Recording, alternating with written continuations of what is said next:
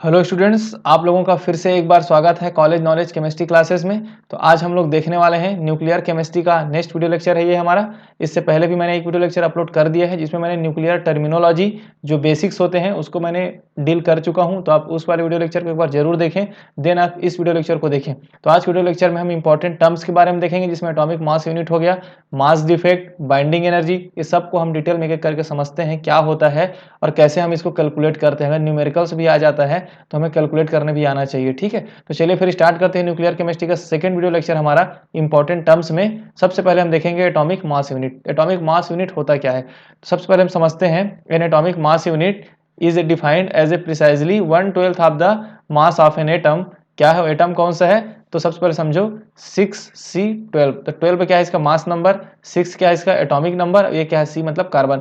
तो कार्बन, इस जो कार्बन है ना, C612 कार्बन में जितना भी इसका मास है इसका हम क्या कर रहे हैं 1/12 कर रहे हैं, मतलब 1/12 कर रहे हैं। तो जो मास आ रहा है वही, इसी को हम लोग क्या क्या क्या डिफाइन किए हैं, एटॉमिक मास यूनिट डिफाइन किया। मतलब एक यूनिट का मास हम लोग एटॉमिक, एक यूनिट एटॉमिक का मास हमने कितना डिफाइन किया है, कितना वैल्यू लिए हैं, तो 6C12 मतलब 6C12 जो कार्बन है उसका मास का 1/12 जब हम कर दिए, मतलब 12 से डिवाइड कर दे, जो भी मास आया है ना उसी मास को हम एटॉमिक मास यूनिट लेकर के चलते हैं। पूरा स्टडी हम इसी पे न्यूक्लियर केमिस्ट्री पे करते हैं। ठीक है, तो ये वाला टर्म याद रखेंगे, किसको लेके किसका 1/12 लिया गया है, तो कार्बन 12 का, है ना, 6C कार्बन 12 का लिया गया है। तो इन प्रिसाइज टर्म्स में अगर बोलें तो one atomic mass unit is the average of the proton rest mass and neutron rest mass, ये भी हम नॉर्मली बोल सकते हैं। ठीक है, तो देखो one atomic mass unit is equal to कितना लिखा गया है, 1.66054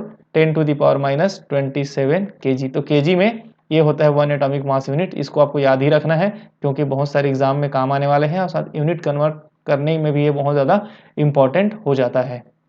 ठीक है, समझ में आ गया एटॉमिक मास यूनिट। अब हम देख लेते हैं mass of proton, mass of neutron और मास ऑफ इलेक्ट्रॉन। हम लोगों ने पढ़ा है अपने बेसिक्स में 11th-12th में। तो इनका मास हम लोगों ने केजी में मैंने लिखा है यहाँ पर 1.672622 इंटू 10⁻⁻27 केजी होता है किसका, मास ऑफ प्रोटॉन का। न्यूट्रॉन का कितना होता है 1.674927। मतलब देखो मास ऑफ न्यूट्रॉन का मास थोड़ा ज्यादा हो रहा है किससे, मास ऑफ प्रोटॉन से। मतलब मास ऑफ न्यूट्रॉन, मतलब न्यूट्रॉन थोड़ा भारी है किससे, प्रोटॉन से। इस पॉइंट को भी याद रखेंगे, है ना। मास देख रहे हैं यहाँ पर 1.674927 है इसमें, जबकि 2622 है। तो न्यूट्रॉन का भार थोड़ा ज्यादा होता है एज कंपेयर टू प्रोटॉन, थोड़ा ज्यादा नहीं होता है। ठीक है, अब मास ऑफ इलेक्ट्रॉन देख लेते हैं 9.109384 10⁻31 kg। मतलब 10⁻31 है, मतलब ये छोटा वैल्यू है। अगर छोटा वैल्यू है मतलब इलेक्ट्रॉन का मास प्रोटॉन का मास और न्यूट्रॉन के मास है तो कमी होता है। तो सबसे हाईएस्ट मास न्यूट्रॉन, फिर प्रोटॉन, फिर इलेक्ट्रॉन। ठीक है, ये तो हमने देख लिया, किसमें देख लिया, सबके मास को केजी में देख लिया। बट हमें अब इसको कन्वर्ट किस में करना है, एटॉमिक मास यूनिट में कन्वर्ट करना है। किसके मास को, तीनों मास को एटॉमिक मास यूनिट में हम कन्वर्ट करेंगे। तो कैसे करेंगे मैं यहाँ पर बता देता हूँ, फिर डायरेक्टली मैंने वैल्यू यहाँ पे लिखा हुआ है। सबसे पहले समझो यहाँ पर मास ऑफ, एक को लेकर चलते हैं मास ऑफ प्रोटॉन, है ना। तो मास ऑफ प्रोटॉन क्या है 1.672622 10⁻⁻ कितना है 27 kg है। तो याद रखेंगे मास ऑफ प्रोटॉन कितना है, ये है ना 1.672622 है ना, ये -27 kg है। अब यहाँ से देखो, अगर इस वाले फार्मूले को मैं यहाँ पे लिख लूँ, ध्यान दो, इसमें जो ये वाला वैल्यू है इसको मैं नीचे ले जाऊँ, केजी को बस छोड़ देता हूँ, ओनली केजी को छोड़ता हूँ यहाँ पे, इसको सबको नीचे ले जाऊँ तो क्या हो जाएगा, one atomic mass unit divided by क्या करेंगे हम 1.66 कितना लिखेंगे 054 इंटू 10⁻⁻27। इधर क्या बचा है, इधर बचा ओनली केजी। क्या बचा है, केजी। तो KG kilogram is equal to मैंने क्या लिख दिया, one atomic mass unit divided by 1.66054 10⁻⁻27। तो देखो इस केजी का वैल्यू को मैं इस केजी के वैल्यू की जगह पुट कर दूंगा, समझ गए। यहाँ पर जो केजी का वैल्यू जो निकाला हूँ ये पूरा वैल्यू, इसको मैंने कहाँ पुट कर रहा हूँ, इस केजी के वैल्यू को के जगह पुट कर रहा हूँ, क्योंकि मुझे अपने यूनिट्स में क्या चाहिए, मुझे यूनिट्स में चाहिए एटॉमिक मास यूनिट चाहिए, केजी नहीं चाहिए। तो केजी को मैं क्या कर रहा हूँ, हटा रहा हूँ, रिप्लेस कर रहा हूँ। ठीक है, तब क्या हो जाएगा, तो मास ऑफ जो प्रोटॉन है, पी लिख देते हैं, मास ऑफ प्रोटॉन क्या है हमारे पास 1.672622 10⁻⁻27 है, इंटू क्या हो जाएगा, अब इंटू हो जाएगा, जो केजी की जगह हम रखेंगे तो क्या रखेंगे, one atomic mass unit divided by 66054 10⁻27। तो ये हो गया, देखो केजी हट गया तो 27 कट गया। अब इन दोनों टर्म को आप डिवाइड करोगे तो हमारे पास जो वैल्यू आएगा वो क्या आएगा, ये आएगा। मास ऑफ प्रोटॉन क्या आ जाएगा, 1.007276। तो ये वाला पॉइंट आप याद रखेंगे सीधा।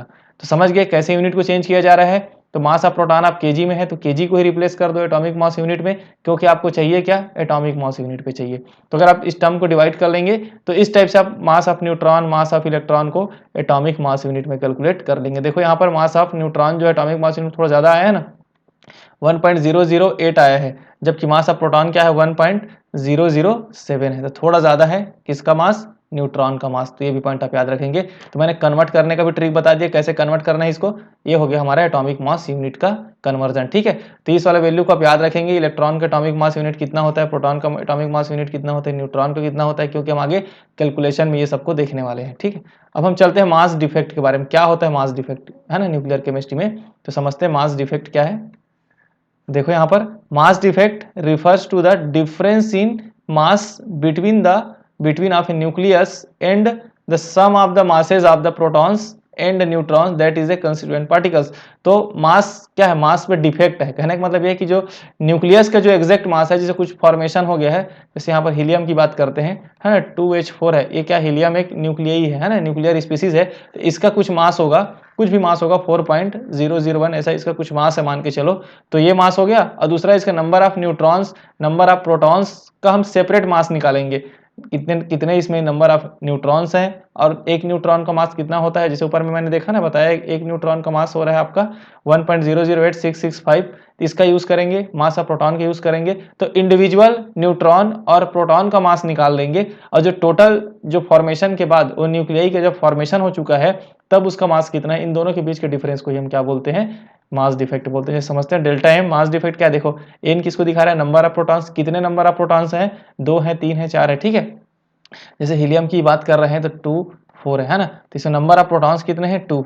नंबर ऑफ प्रोटॉन्स पी लिखते हैं, नंबर ऑफ प्रोटॉन्स ये दिखाता है जेड इसको, है ना, 2 है। नंबर ऑफ न्यूट्रॉन्स कितना है, तो atomic mass minus atomic number 2, तो 2 इसमें क्या है, न्यूट्रॉन्स है, 2 क्या है इसमें, प्रोटॉन्स है। तो याद रखेंगे, तो नंबर ऑफ न्यूट्रॉन्स कितना, 2 हो गया, और न्यूट्रॉन का मास कितना है, तो ये देखो लिखो यहाँ पर 1.008665।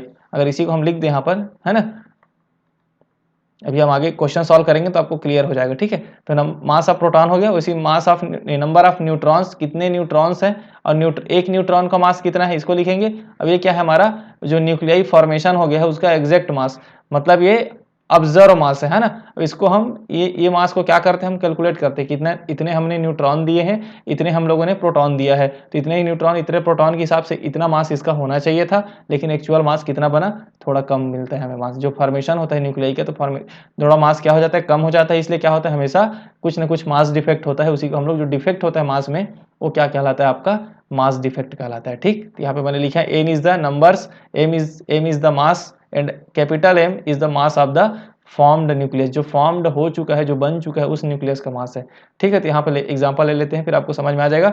Late us take as example of alpha particle. Alpha particle है ये 2H हीलियम 4 के साथ, है ना। तो इसमें सबसे पहले मैंने बता दिया इसका नंबर ऑफ प्रोटॉन्स कितने हैं इसमें, जो इसका एटॉमिक नंबर है वही नंबर ऑफ प्रोटॉन्स है, तो कितना है इसमें, 2। और नंबर ऑफ न्यूट्रॉन्स कितने हैं इसमें, नंबर ऑफ न्यूट्रॉन्स कैसे निकालते हैं, तो मास नंबर जो 4 है माइनस ये जो 2 है प्रोटॉन नंबर, इसको करेंगे तो 2। तो नंबर ऑफ प्रोटॉन्स और नंबर ऑफ न्यूट्रॉन्स कितने, दोनों 2 है ना। तो मास डिफेक्ट में क्या करना है हमें, नंबर ऑफ प्रोटॉन्स 2 और प्रोटॉन्स का मास कितना है, तो प्रोटॉन का मास हम लोगों ने कैलकुलेट किया था 1.007276। ये हो गया number of protons, plus 2 number of neutrons कितना है, 2 है, न्यूट्रॉन का मास कितना है हमने कैलकुलेट किया था, तो 1.0086665। ये हो गया एटॉमिक मास यूनिट में ना, दोनों एटॉमिक मास यूनिट है, याद रखेंगे। तो ये हो गया एक पार्ट इसका। माइनस कितना करेंगे, माइनस ये वाला वैल्यू करेंगे जो हमें यहाँ पे दे दिया, अल्फा पार्टिकल का मास दे दिया है, बना हुआ है, तो 0.01506 एटॉमिक मास यूनिट।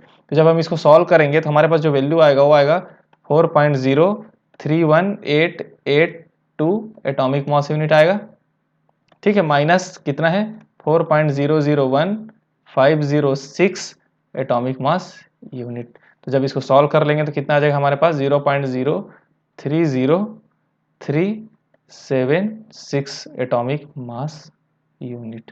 तो कितना आ गया 0.30376 एटॉमिक मास यूनिट। यही इसका क्या है, मास डिफेक्ट है। समझ में आ गया ना, सिंपल है।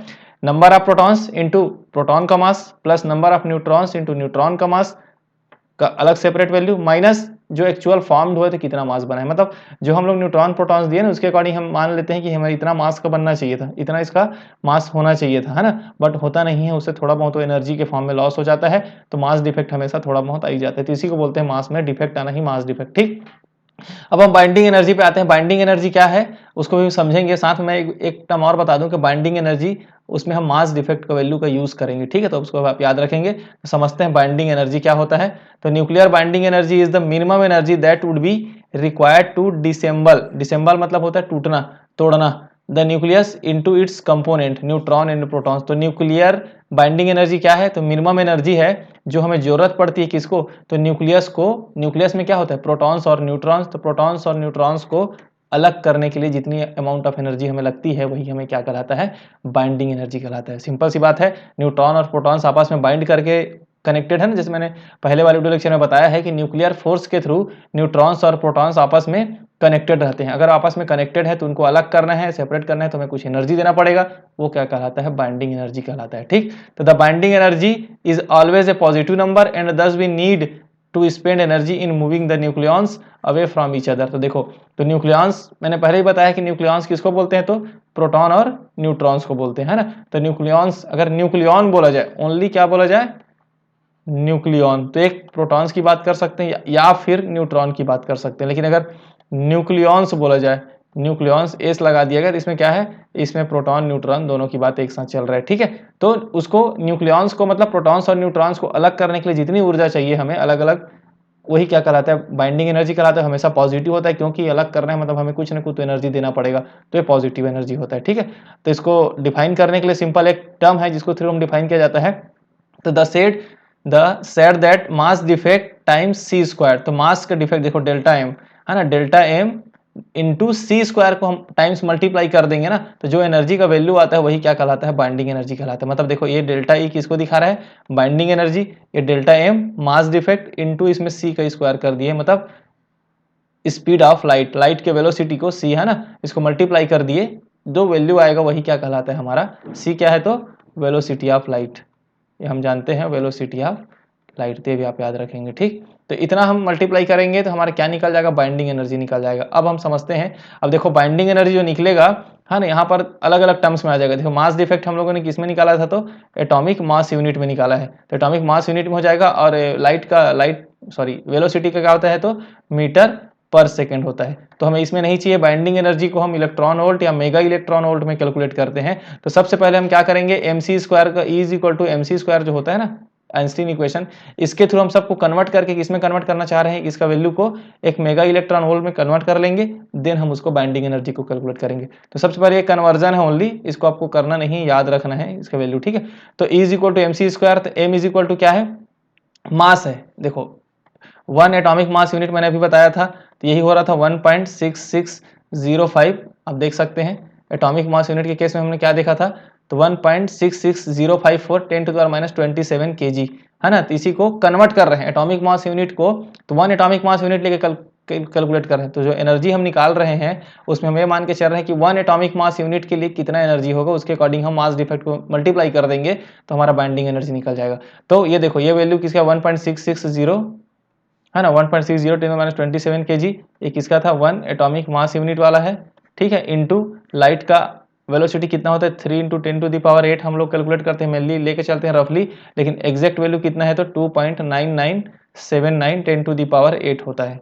ठीक है, तो ये वाला पॉइंट भी आप याद रखेंगे। अब इसका क्या स्क्वायर है, क्योंकि सी का स्क्वायर है तो यहाँ पे स्क्वायर, और यूनिट क्या है, मीटर पर सेकंड का भी स्क्वायर। तो जब इसको हम सॉल्व करते हैं तो हमारे पास वैल्यू जो आता है 15.0639 10⁻11 किस में आ गया, जूल में।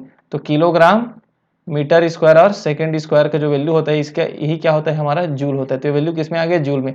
अब जूल में आने के बाद इसको हम हमें किस में कन्वर्ट करना है, इसको कन्वर्ट करना है इलेक्ट्रॉन वोल्ट में। देखो तो यहाँ पे लिखो as we know that 1.602 × 10⁻19 joule is equal to क्या होता है 1 इलेक्ट्रॉन वोल्ट। तो जूल इज इक्वल टू हम क्या लिखेंगे, देखो जूल क्या लिखेंगे 1 बाई क्या लिखेंगे 1.6022 10 टू द पावर माइनस 19 लिख देंगे जूल की जगह पे, है ना। जूल को अगर हटाना है हमें इलेक्ट्रॉन वोल्ट में लाना है तो जूल की जगह पे क्या लिखेंगे हम लोग 1 बाई 1.600229 10 टू पावर माइनस 9 कर देंगे, ठीक है। तो ये हो जाएगा हमारा इलेक्ट्रॉन वोल्ट है। लेकिन अगर मेगा इलेक्ट्रॉन वोल्ट में कन्वर्ट करना है तो हमें क्या करना पड़ेगा 10 टू द पावर 6 का मल्टीप्लाई करना पड़ेगा, ठीक। अभी और समझा देते हैं क्या करना पड़ेगा 10 टू पावर 6 का मल्टीप्लाई करना पड़ेगा। तो 10 टू पावर 6 का मल्टीप्लाई करेंगे तो क्या हो जाएगा, देखो यहाँ पर क्या 19 है ना, ये 19 है। 1 मिनट इसको अच्छे से लिखते हैं एक बार और, फिर आप लोगों को अच्छे से समझ में आ जाएगा, ठीक है।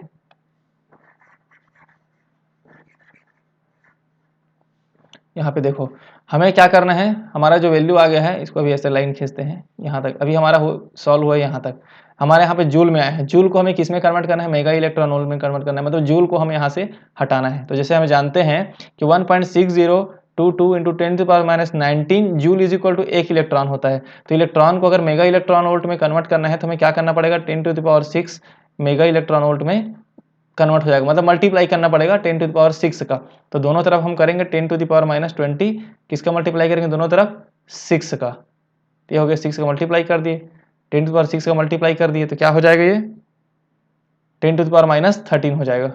तो देखो सबसे पहले 1.60 into 2 10 to the power minus 19 है, इसे मल्टीप्लाई कर दिए 10 टू द पावर 6 का। तो इधर क्या कन्वर्ट हो गया 1 मेगा इलेक्ट्रॉन वोल्ट कन्वर्ट हो गया। तो क्या हो गया 1.6 10 to the power minus 1.6022 10 to the power minus, ये क्या है प्लस माइनस माइनस होगा तो माइनस कितना हो गया 13 हो गया। ये क्या होगा 1 मेगा इलेक्ट्रॉन वोल्ट हो गया।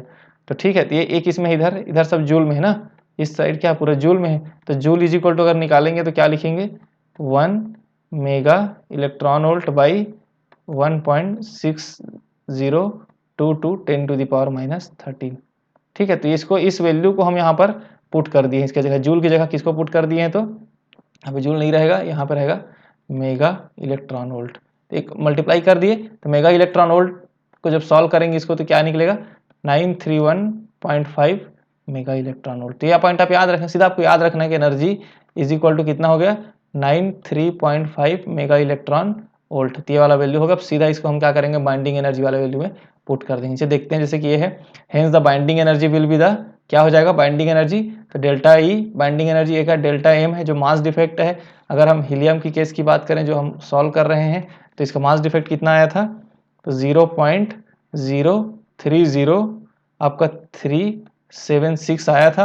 अब इसमें 931.5 मेगा इलेक्ट्रॉन वोल्ट को मल्टीप्लाई कर देंगे तो हमारा जो वैल्यू आ जाएगा 28.29 मेगा इलेक्ट्रॉन वोल्ट का क्या हो जाएगा, इसका बाइंडिंग एनर्जी हो जाएगा। क्या हो जाएगा बाइंडिंग एनर्जी। तो ये वाला पॉइंट आप याद रखेंगे। बाइंडिंग एनर्जी कैलकुलेट करने के लिए हमें क्या चाहिए, मास डिफेक्ट चाहिए। मास डिफेक्ट कहाँ से क्या मल्टीप्लाई करते हैं 931.5 मेगा इलेक्ट्रॉन वोल्ट, और मल्टीप्लाई करने के पीछे रीजन क्या है, हम उसको एटॉमिक मास यूनिट को मेगा इलेक्ट्रॉन वोल्ट में कन्वर्ट करते हैं, ठीक है।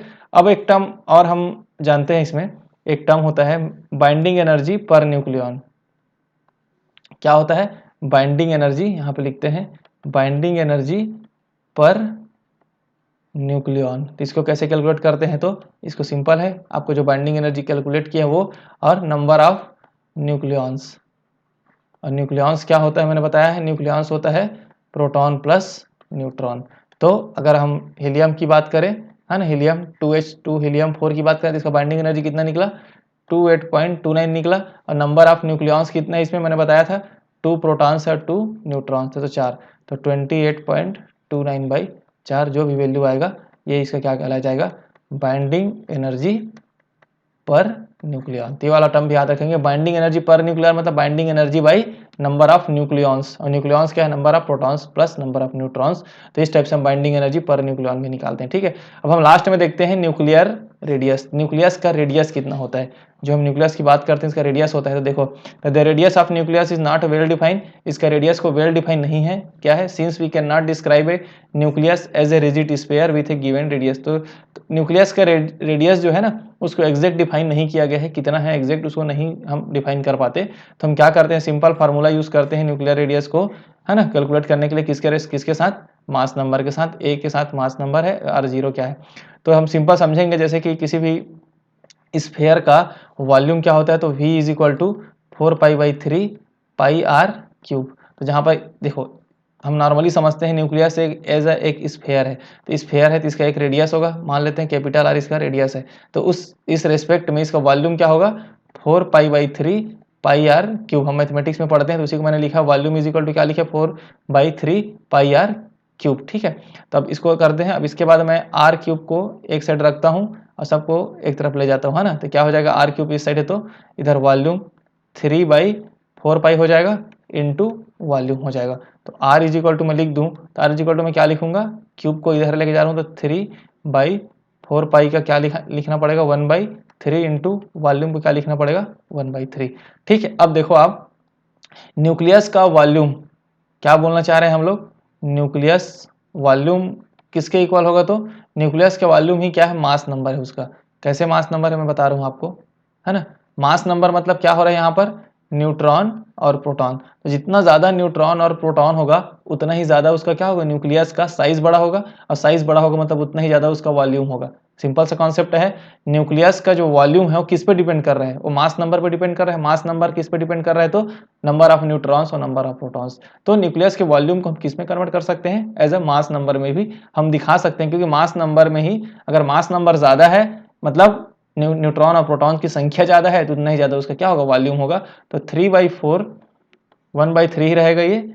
वॉल्यूम को मैं यहाँ पर ए लिख देता हूँ क्योंकि मास नंबर के अकॉर्डिंग, तो 1/3 ये 1/3 है ना। तो ये जो टर्म है इसको हम लिख सकते हैं r0 क्योंकि ये कांस्टेंट है ना। पाई भी कांस्टेंट है, 3/4 भी कांस्टेंट वैल्यू है तो कांस्टेंट हो गया। तो इसी को लिखते हैं हम लोग r is equal to r0 a की पावर 1/3। यही हमारा क्या है न्यूक्लियस का रेडियस को दिखाता है, जहाँ पे r0 का वैल्यू कितना है 1.12 फेम्टोमीटर। 1 फेम्टोमीटर मतलब 10⁻⁻15 मीटर। तो ये सिंपल सा था न्यूक्लियर का रेडियस के बारे में, ठीक। अब हम इसमें एक टर्म और देख लेते हैं कि nuclear density is constant for all nuclei, कि न्यूक्लियर डेंसिटी कांस्टेंट कैसे होता है ना। तो यहाँ पर r इज इक्वल टू मैंने यहाँ पे लिखा है, इसको एक बार फिर लिखते हैं। r इज इक्वल टू क्या लिखेंगे r0 1/3। अगर मैं इसको क्यूब लगा दूं तो r हो जाएगा, r0 का क्यूब हो जाएगा और क्या हो जाएगा a हो जाएगा ना। तो क्यूब, अब इसमें मैं क्या करूं दोनों साइड 4π/3 मल्टीप्लाई कर दूं तो क्या होगा 4π/3 r क्यूब, इधर क्या हो जाएगा 4π/3 r क्यूब, ये क्या है a है, a लिख देते हैं, ठीक है यहाँ तक। तो ये हमारा क्या है, ये हमारा है वॉल्यूम, तो 4π/3 पाई आर क्यूब ए हो गया। तो ये हमारा एक वॉल्यूम का वैल्यू निकल गया। अब हम किसकी निकाला, हमें क्या निकाला है न्यूक्लियर का डेंसिटी, न्यूक्लियाई पे फिक्स होता है बोला हूँ ना। तो डेंसिटी इज इक्वल टू क्या होता है, डेंसिटी को रो से डिनोट करते हैं तो मास बाई वॉल्यूम होता है। तो मास क्या है यहाँ पर, मास नंबर से बात है, मास क्या है मास नंबर, और मास नंबर क्या होता है ए हमारा। तो ए बाई वॉल्यूम क्या है हमारा 4π/3 पाई आर क्यूब ए। तो देखो ए और ए कट गया तो बचा क्या, एक कांस्टेंट वैल्यू बचा ना 1/4π/3 पाई आर क्यूब। तो क्या है एक कांस्टेंट है।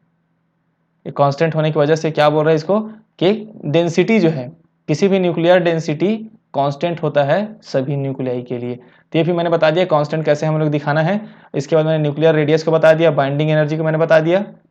तो बाइंडिंग एनर्जी मैंने यहाँ बताया E इक्वल टू mc² को 931.5 मेगा इलेक्ट्रॉन वोल्ट में लेना है, फिर उसको मास डिफेक्ट से मल्टीप्लाई कर देना है तो हमारा बाइंडिंग एनर्जी निकलता है। बाइंडिंग एनर्जी पर न्यूक्लियॉन को भी मैंने समझा दिया है और आपको mass defect, atomic mass unit सभी को क्लियर कर दिया, ठीक है। तो उम्मीद करता हूँ वीडियो आपको समझ में आया होगा। अगर वीडियो आपको अच्छा लगा होगा तो चैनल को सब्सक्राइब कर दें, वीडियो को लाइक कर दें और अपने दोस्तों में शेयर कर दें। मिलते हैं नेक्स्ट वीडियो लेक्चर में एक नए टॉपिक के साथ न्यूक्लियर केमिस्ट्री के, तब तक के लिए थैंक यू।